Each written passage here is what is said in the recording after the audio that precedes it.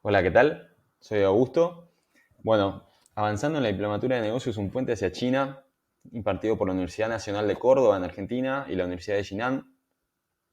Seguimos avanzando en el módulo número uno y ahora voy a hablar un poco respecto al balance de ahorro-inversión y la cuenta corriente. Bueno, para comenzar, el balance de cuenta corriente o saldo en cuenta corriente es uno de los indicadores macroeconómicos más importantes a considerar. ¿Por qué es esto? Porque básicamente relaciona nuestros ingresos con nuestros gastos a nivel agregado. Si nosotros estamos teniendo un ingreso mayor a los gastos, significa que la economía está ahorrando.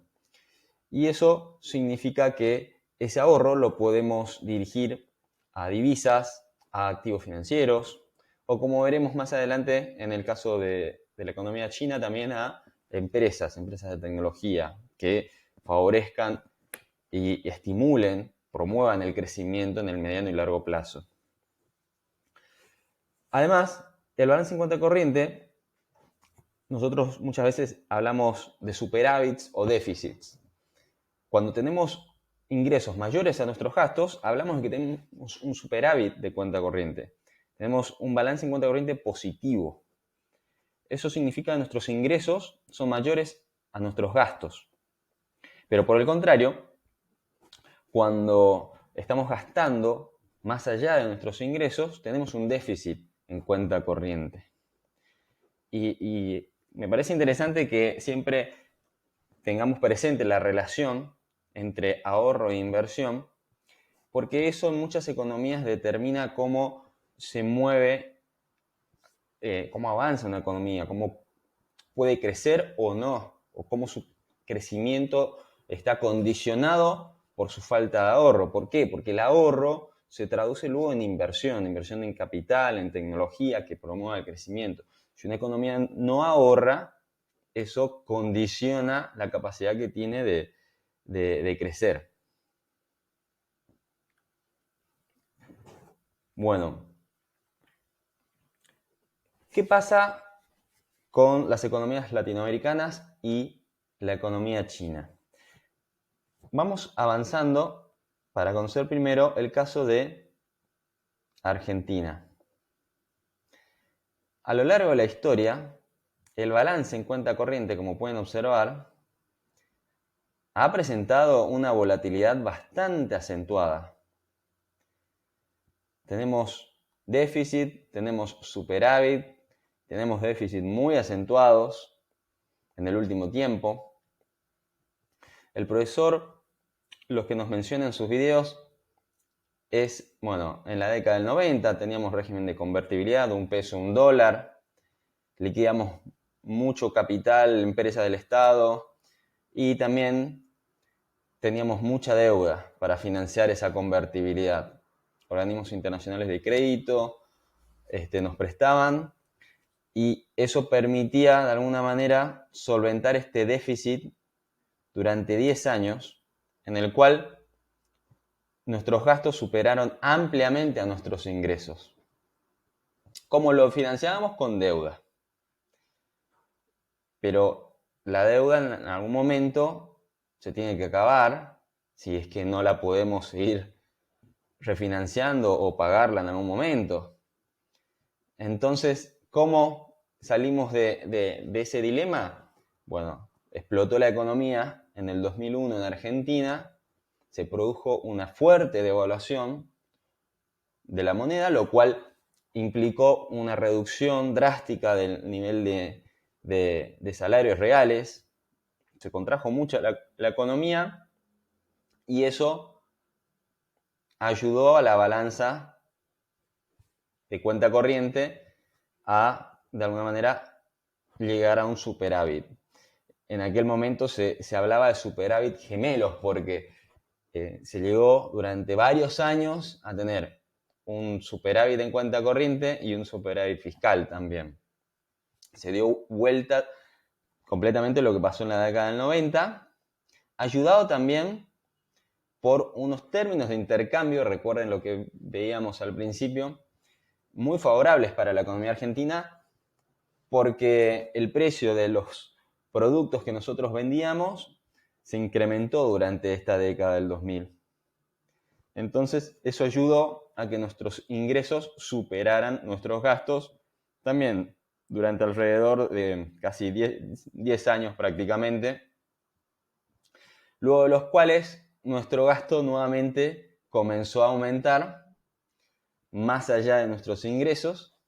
Los términos de intercambio cambiaron otra vez, el precio de los commodities se redujo, entonces por eso vemos este deterioro pronunciado en la balanza en cuenta corriente desde el 2010 en adelante y hasta el día de hoy prácticamente. Así que les pregunto, ¿qué piensan que puede llegar a pasar en el corto plazo con la economía argentina manteniendo este nivel de balance en cuenta corriente, ¿no? ¿Cómo volveríamos nosotros a tener un balance en cuenta corriente superavitario y probablemente mediante otro ajuste? Es lo más probable que suceda, recordando la historia a fines de la década del 90, principios del 2000, y eso permitiría nuevamente un balance en cuenta corriente positivo que nos permitiría quizás comenzar a ahorrar y a invertir nuevamente en la economía, la inversión en la economía argentina que vuelva a crecer. Y eso favorezca el crecimiento, ¿no? Tengamos en cuenta que en todo este periodo acá, el producto de Argentina se mantuvo estancado. Altos niveles de inflación, la inflación desorienta a los agentes en la economía, no se sabe cuándo consumir, cuándo invertir. Todo se ve reflejado en indicadores como como el balance en cuenta corriente. También podríamos mencionar lo de transitorio permanente, antes de ir a la próxima filmina, porque también el profesor habla en su video de la diferencia entre Argentina y otras economías de Latinoamérica, como ser México o Chile. ¿Y por qué esta comparación? Es muy oportuno porque también son economías latinoamericanas que se ven afectadas por los vaivenes de la economía a nivel mundial, pero fíjense cómo el nivel de su balance en cuenta corriente no presenta el mismo nivel de volatilidad que presenta la economía argentina. Sí, hay superávits, hay déficits, pero no cambia tan abruptamente como la economía argentina, y eso permite mantener cierta estabilidad en la economía. Y la estabilidad es parte de los requisitos que necesitan muchos inversores para invertir capital a mediano y largo plazo. Alguien cuando invierte capital está esperando un rendimiento que no sucede de la noche a la mañana ni la semana que viene. Hay que invertir en maquinaria, contratar personal, hay que capacitarlos, hay que, de alguna manera, arriesgar capital durante un tiempo, dependiendo de la industria, puede ser más corto o más largo, pero las reglas del juego en la economía deberían ser estables para que ese rendimiento en algún momento, quien arriesgó, pueda recuperarlo con una buena tasa. Y bueno, la estabilidad macroeconómica es uno de los requisitos que solicitan aquellos que invierten, ¿no? Sería interesante ver el nivel de inversión en Chile y México durante este mismo periodo histórico y compararlo con Argentina. Sería un buen ejercicio para hacer. Y eso considerando que en México, fíjense, tuvo la crisis mexicana, que luego se convirtió en el efecto tequila porque se contagió a gran parte de otros países emergentes. Acá hubo un salto abrupto, 94-95, producto de esa crisis, pero a lo largo, desde aquel entonces en adelante, no se presentó una volatilidad tan grande como en países como Argentina. Corrigieron los problemas macroeconómicos y siguieron con cierta estabilidad. Es un tema apasionante, ¿no? Y tiene muchas aristas. Cada quien puede tener su su opinión al respecto. Pero como acá estamos visualizando y comparando la balanza en cuenta corriente de Argentina versus México y Chile, para después ver también qué pasó con China, vale la pena centrarnos solamente en este indicador y hacernos preguntas, ¿no? Porque las preguntas nos ayudan a pensar y a aprender. Y por último, ¿qué pasó con China, ¿no? El balance en cuenta corriente desde 1980 a 2017. Este gráfico, la verdad que habla por sí solo, ¿no? Como fines de la década del 90, la tasa, el saldo, perdón, de cuenta corriente se incrementó sustancialmente. Esto si recordábamos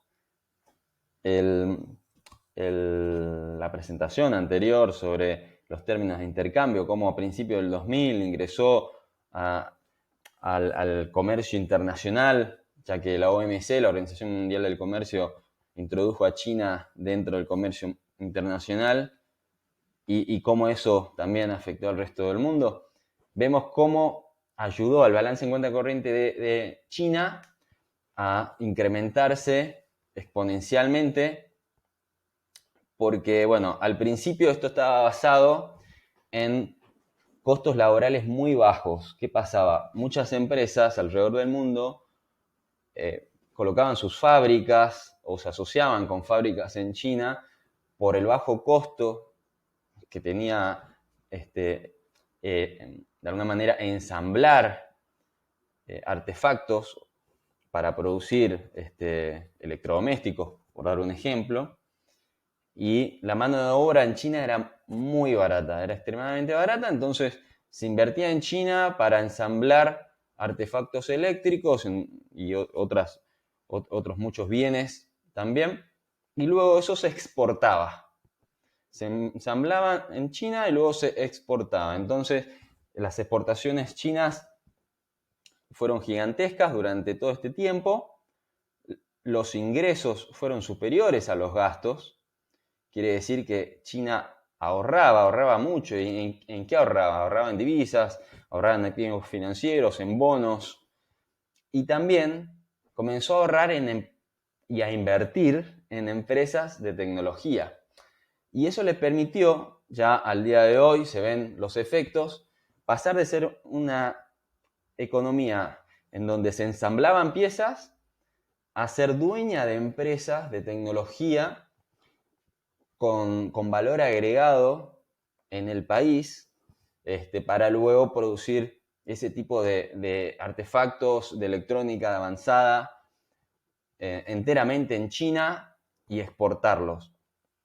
Como su matriz productiva fue cambiando para bien y no se quedó en solamente ser una ensambladora con inversiones extranjeras, sino que también ese ahorro durante todo este tiempo le permitió a la economía china reinventarse en un sentido de considerar el crecimiento a mediano y largo plazo. Por lo que vamos aprendiendo en la diplomatura, vemos que se piensa en términos de generaciones. No tiene ese cortoplacismo que tenemos en el occidente. Entonces, van realizando cambios a nivel social y económico, considerando cómo eso puede llegar a repercutir dentro de 20, 30, 50 años. Y por eso es que vemos que China está creciendo a pasos tan agigantados y también está proponiendo una iniciativa de comercio internacional denominada la Iniciativa de la Franja y la Ruta, que de alguna manera emula lo que era la Ruta de la Seda hace mucho tiempo atrás, cuando comerciantes chinos viajaban a lo largo del continente asiático y llegaban hasta Europa, y no solamente se trataba de mercaderías que iban y venían, sino que también cultura, costumbres, se conocían entre los distintos países, se intercambiaba, había como un ida y vuelta que iba más allá de lo comercial. Y la nueva iniciativa La Franja y la Ruta donde muchos países ya han aplicado y están asociándose con China para llevarlo a cabo, va en esa dirección. Es como una ruta de la seda ayornada a estos tiempos. Y la iniciativa de China para, de alguna manera, solidificar las bases de este poderío económico que está teniendo y continuar creciendo en el largo plazo. Y eso nos lleva a nosotros como latinoamericanos a preguntarnos cómo inteligentemente podemos integrarnos a esa iniciativa, ¿no? Cómo podemos complementar nuestras economías con las necesidades que puede tener el gigante asiático. Y que en ese ida y vuelta, en esa relación que tengamos, también nos nutramos y aprendamos y nuestra economía pueda desarrollarse y crecer. Y eso va a depender también de cómo en este intercambio nosotros podemos mantener un balance en cuenta corriente positivo, ahorrar y de esa manera promover una mayor cantidad de inversiones en la economía, que a largo plazo es lo que determina el nivel de crecimiento en la economía. Para terminar, me parecía interesante la paradoja de Lucas. Acá hay un ejercicio que no sé si todos en el curso lo habían visto, pero es interesante porque te plantea la pregunta, la leo textual: ¿por qué el capital no fluye de los países ricos a los pobres, quienes en principio brindarán oportunidades más rentables de utilización del capital? Y recordaba cuando estudiaba en la universidad la carrera de grado en economía, la paradoja de Lucas es una idea de Robert Lucas, un economista muy, muy conocido, muy renombrado también, muy respetado, que teniendo en cuenta la teoría económica clásica, se menciona que el rendimiento del capital es mayor en aquellos lugares donde el capital es escaso, ¿no? Entonces, ¿por qué? Ahí surge el dilema: ¿por qué los países ricos no invierten su capital en los países pobres, en donde hay menos capital y por ende el rendimiento por invertir allí es mayor? Y el dilema es que eso en realidad no sucede. ¿Y por qué no sucede? Y por muchas razones, pero por nombrar algunas cuestiones políticas, de instituciones endebles quizás, corrupción, falta de factores productivos, falta de tecnología, un contexto que a los países menos desarrollados no las hace atractivas para que el capital pueda ser invertido en esas economías. Y ese es el dilema, ¿no? Que si bien la teoría económica clásica dice que allí es donde más rendimiento se puede obtener al invertir capital, sin embargo eso no ocurre porque se tienen que considerar muchas cuestiones que a veces los supuestos de la teoría económica clásica pasan por alto, ¿sí? O que simplifican demasiado la realidad quizás y no tienen en cuenta otras cuestiones como las que mencioné hace un momento.